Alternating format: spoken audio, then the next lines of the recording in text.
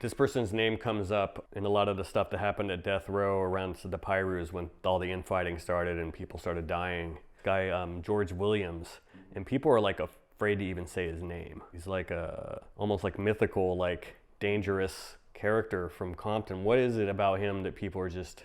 It's interesting because I didn't know George, obviously. I tried to interview him. He didn't want anything to do with getting questioned by us. Back when you were doing the B.I.G and Tupac investigation, yeah. Mm-hmm. The death row stuff. So, you know, but he, like I said, I don't know George, but I know that person insofar as that type of gangster. Right. You know, and most of the prominent gangs had at least one of those guys in it that's just like true-blooded gangster. Right. Like, you know, street gangster. And lived by the code, and that was their identity, and that's who they were, and they were extremely dangerous people.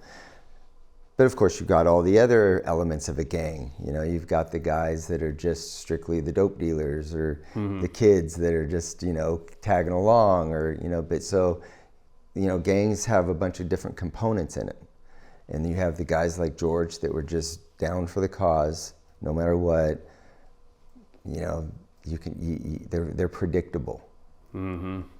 And then you had the other guys that, you know, you get them in a pinch and they're going to snitch on everybody. You know, so right. there's just all types of different dynamics. It's like anything else in life, you know. You take a group of people and you're going to get all kinds of different personalities and people that are committed things more than others. I'd never feared investigating anybody.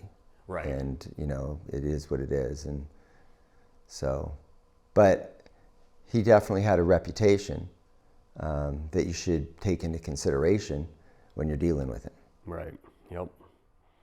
Yeah, it's really interesting. I mean, it's people know, like, because people talk on the internet and stuff, and a lot of these stories have been covered on YouTube channels or in forums and stuff like that. But it is noticeable that like people, like, you know, Reggie Sr. even was just like, you know who I'm talking about, but wouldn't say the name. So I just think it's interesting.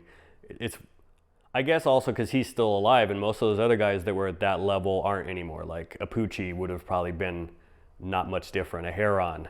Mm-hmm. You know what I mean? But they're gone. Right. You know, George is like the survivor. So yeah. Alton probably would have been like that. Mm-hmm. Yep. Yeah, they're just people who are completely sold out for that cause. Right. Representing their gang.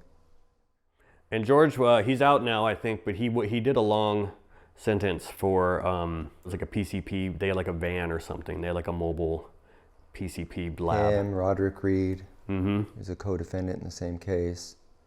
And what's Reed like? What was his? Did you know much about him? I didn't. We corresponded through jail mail, but I'd never actually gone and interviewed him directly. I was trying to set up some correspondence just to get some more information insofar as what I could learn about his knowledge of Poochie, because he, you know, was one of the first people to allude to Poochie being Biggie's killer. And so we, you know, we're going down that road, but, you know, he wasn't all that receptive to having an open conversation about it. Right. Even though he had written letters to Kevin Hackey stating a lot of this stuff. So, yeah, he was, Roderick was George's co-conspirator, or his co-defendant in this case. Mm-hmm. Yeah, there was a rumor that went around a couple weeks ago that George had died. That turned out to not be true, apparently. Okay. So. Yeah. I mean, these guys are all in their 50s at least now. Yeah, after all that time he'd spent in prison. Right. He's got to be past his 50s. Probably 60 plus now, maybe. Yeah, I would think. Yeah. Yep. So, I mean, he spent the majority of his adult life behind bars. Crazy. You would think he would do everything he can to never go back, unless you become so institutionalized that you don't know what to do with yourself outside of that environment. So I don't know. I don't know George. Yeah.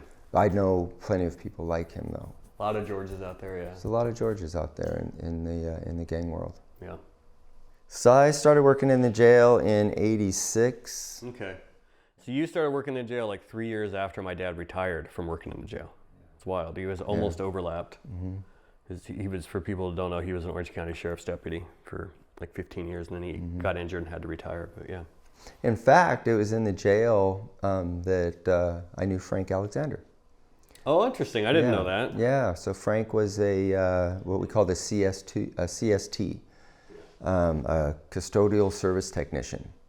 They were the guys that would like hand out clothing as people are getting checked in, or they were the custodians. And that's where I knew Frank. Interesting. And for people who, I'm sure most people watching this recognize that name, but he was Tupac's bodyguard the night that Tupac was killed. Did you know him, or he just worked there? No, I didn't know him. I knew of him. Yeah. Because I was a deputy. We had different roles. He was a custodian. You know, they dealt with different parts of just, you know, maintenance at the jail and that type of thing. But I did become aware later that he was portraying himself as a deputy. Like he'd somehow gotten his hand on a badge. And the CSTs actually have badges, but if you look closely at them, it says service tech, you know, Right. custodial service technician. So, you know, I became aware that, you know, at some point in time, he was kind of putting himself off as a law enforcement officer. But he's a big, you know, workout guy, big bodybuilder. Right. He's professional. Yeah, he's competitive. I think he was competitive, but I think amateur. I don't know that he was ever a pro. You're right. And then my sister was also an amateur bodybuilder, and they used to work out together at some gym. So my sister and him did become friends. They got to know each other pretty good. So she knew Frank, Frank knew her, but I never really knew him personally. Yeah.